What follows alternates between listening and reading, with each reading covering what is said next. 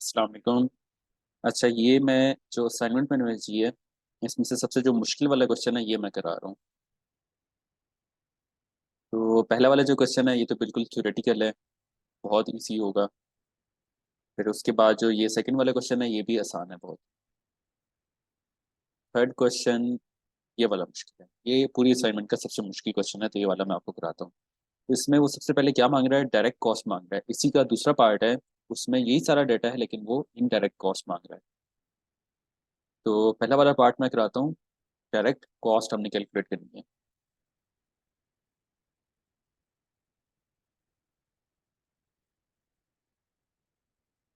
Direct labour cost.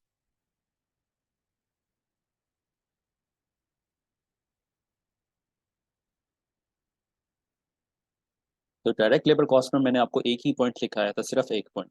वो क्या था, active hours work multiply by basic rate. जो एक्टिव आवर्स वर्क थे वो कैलकुलेट होते हैं, is equal to total hours या आप कह लो basic hours plus over time hours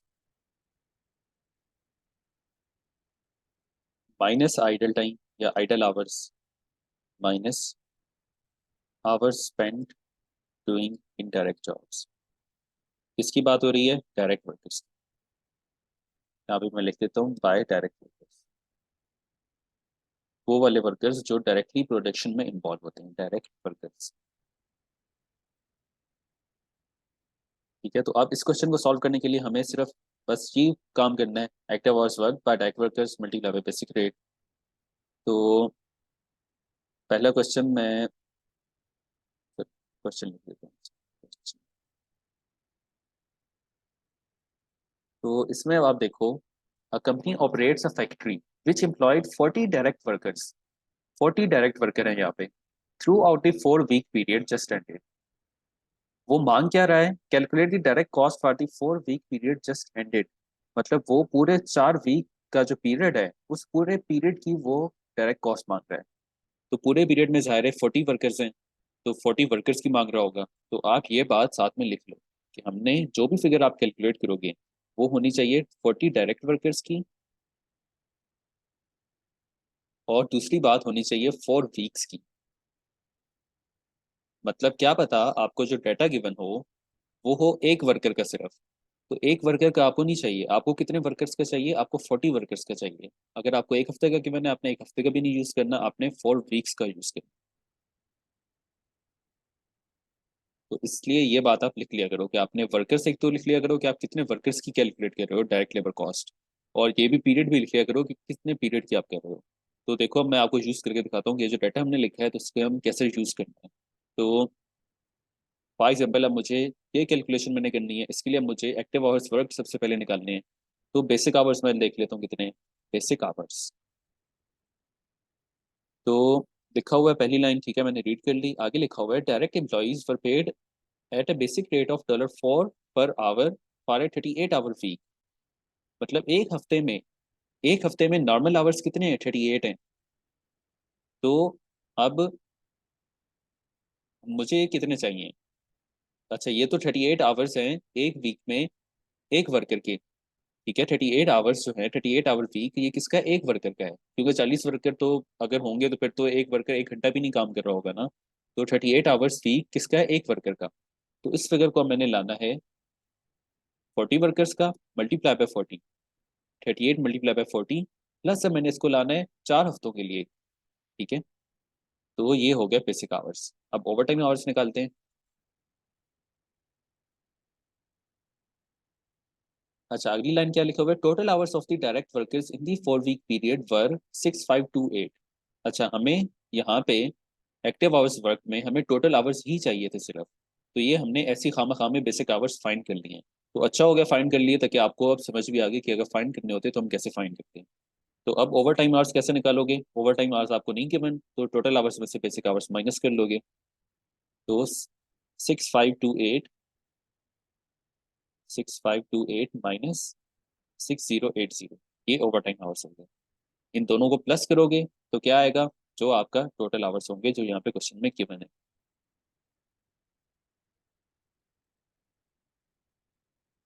total hours.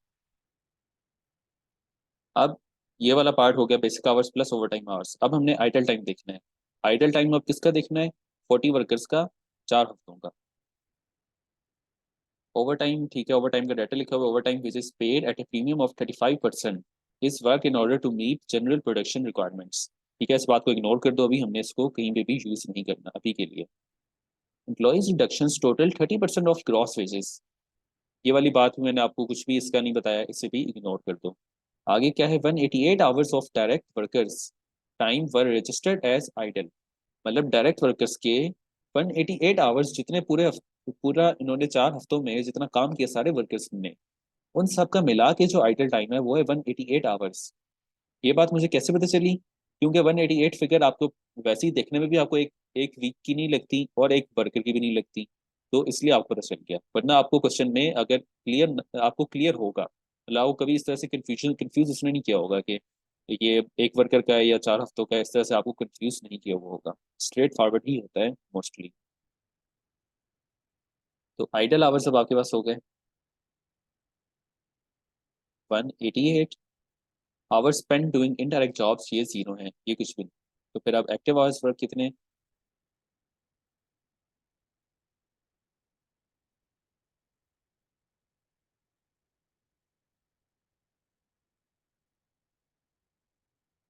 Equal to total hours, ठीक है, या basic hours plus over time hours minus idle time minus hours spend doing indirect jobs जो कि 0 है। ये आपके पास आगे एक्टिव आवर्स वर्क। ठीक है, अब हमने क्या करना है? डायरेक्ट लेबर कॉस्ट कैलकुलेट करनी है। सिंपल, इसको मल्टीप्लाई कर देना है बेसिक रेट से।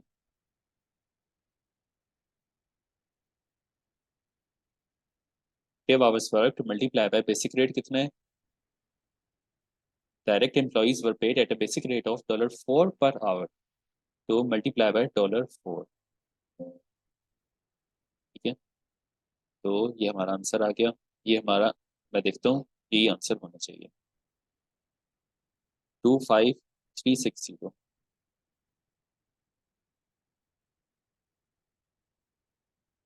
25360। ठीक है, ये हमारा आंसर है। अब आते हैं इसी के दूसरे वाले पार्ट पे। इसमें अब हमने इनडायरेक्ट लेबर कॉस्ट कैलकुलेट करनी है। ये सारा डाटा है। Calculate the indirect cost for the 4 week period just ended. तो इनडायरेक्ट लेबर कॉस्ट मैंने आपको काफी सारे पॉइंट्स लिखाए थे।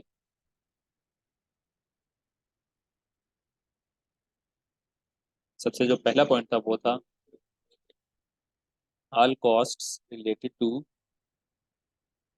Indirect workers. फिर नीचे वाले सारे पॉइंट डायरेक्ट वर्कर्स से रिलेटेड थे। Below points points below are all related to direct workers. Second point था फिर, मतलब जो डायरेक्ट वर्कर का पहला पॉइंट है वो है सिक पे एंड हॉलीडे पे। तीसरा पॉइंट था idle idle time cost, idle time की कॉस्ट। ठीक है, चौथा पॉइंट था ओवर टाइम प्रीमियम। पांचवा पॉइंट है बोनस था आई गेस। छठा point employer contribution, employer benefit contribution. ये अमाउंट आपको क्वेश्चन में गिवन हो एज इट इज आपने लेस कर दें।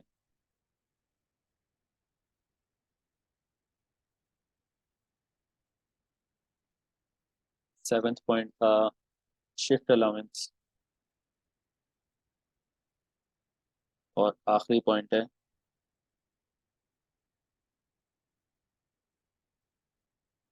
Time spend doing indirect jobs, या cost of time spend doing indirect jobs.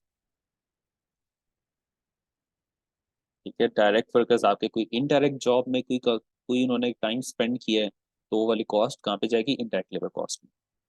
तो अब हम इस क्वेश्चन को सॉल्व करने के लिए अब हम क्या करेंगे? बारी बारी इस सब पॉइंट से हम गुजरेंगे। हर एक पॉइंट को हम देखेंगे क्या ये क्वेश्चन में मौजूद है। अगर मौजूद होगा हम कैलकुलेट कर लेंगे। तो आते हैं अब यहाँ पे इस क्वेश्चन पे।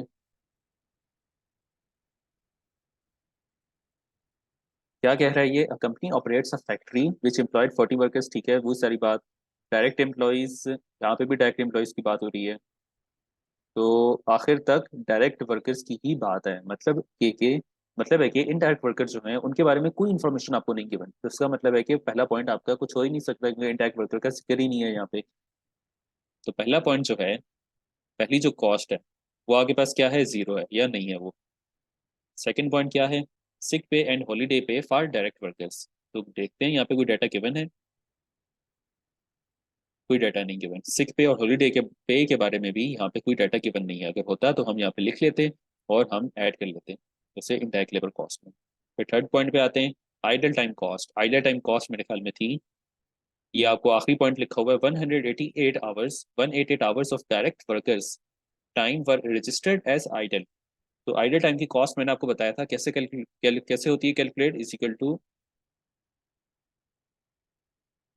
Equal to idle hours multiply by basic rate. ये तरीका था आइडल टाइम की कॉस्ट को कैलकुलेट करने का। तो is equal to idle hours यहाँ पे कितने हैं, 188 आवर्स। अब याद रखो कोई भी फिगर यहाँ पे भी लिखने से पहले आपने क्या चीज टैली करनी है, ये चीज कि ये अमाउंट 40 डायरेक्ट वर्कर्स का है और 40 वर्कर्स का है, या फिर अगर इनडायरेक्ट होते तो इनडायरेक्ट के साथ आप टैली करते हैं, और 4 हफ्तों का है। ठीक है, क्योंकि हमसे वो क्वेश्चन में क्या मांग रहा है, इनडायरेक्ट कॉस्ट। इनडायरेक्ट कॉस्ट कितने वीक की मांग रहा है, 4 हफ्तों की। और कितने वर्कर्स की मांग रहा है, 40 वर्कर्स की, इसलिए। तो ये हम इसलिए लिखते हैं असल में कि ताकि हम टैली कर सकें हर फिगर को लिखने से पहले कि क्या ये अमाउंट आपका 40 वर्कर्स का है और क्या ये अमाउंट 4 वीक्स का भी है।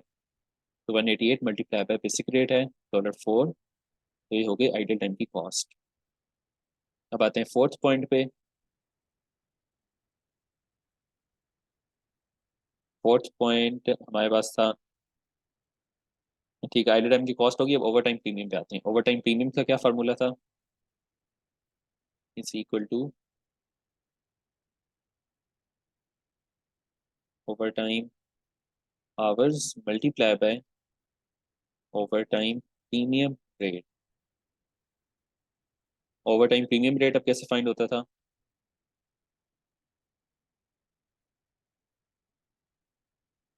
Over time rate minus basic rate.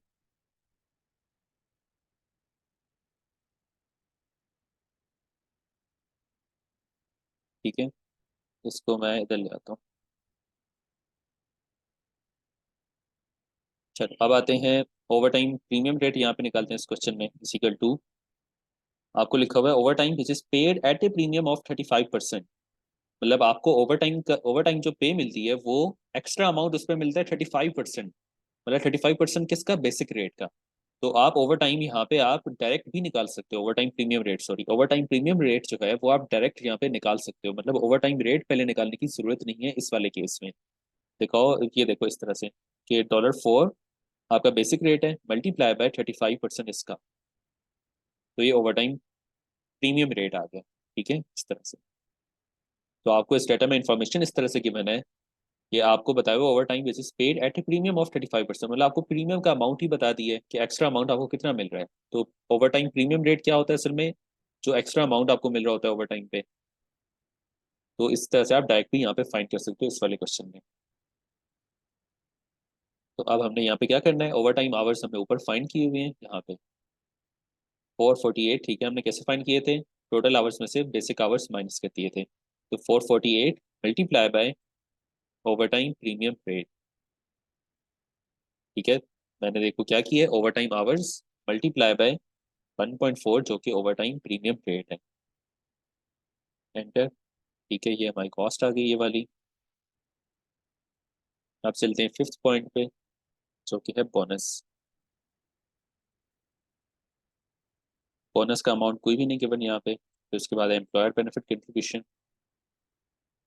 Employer benefit contribution भी नहीं है, ठीक है, ये अलग बात है। ये वो एम्प्लॉयर मैंने लिखा हुआ है यहाँ पे, और यहाँ पे एम्प्लॉई है। ठीक है, एम्प्लॉई वो होता है जिसको हायर किया हुआ होता है, एम्प्लॉयर वो होता है जो ऑर्गेनाइजेशन होती है असल में। शिफ्ट अलाउंस नहीं है, cost of time spend doing indirect jobs, ये भी नहीं। तो यहाँ पे भी जीरो लिख देते हैं, जीरो। सेवेंथ जो पॉइंट है वो भी नहीं है, एट्थ पॉइंट वो भी नहीं है, कुछ जीरो जीरो।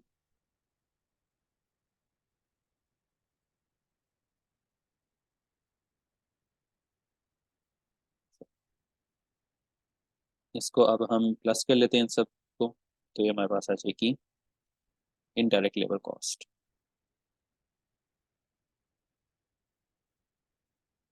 ठीक है, 1379.2, 1379.2। ठीक है, 2 डेसिमल प्लेसेस तक आंसर लिखा करो, कोशिश किया करो। तो इस तरह से अब आपका ये सबसे मुश्किल क्वेश्चन था। बाकी क्वेश्चन आपसे हो जाने चाहिए। जो कोई क्वेश्चन ना समझ आ रहा हो मुझसे पूछ लेना।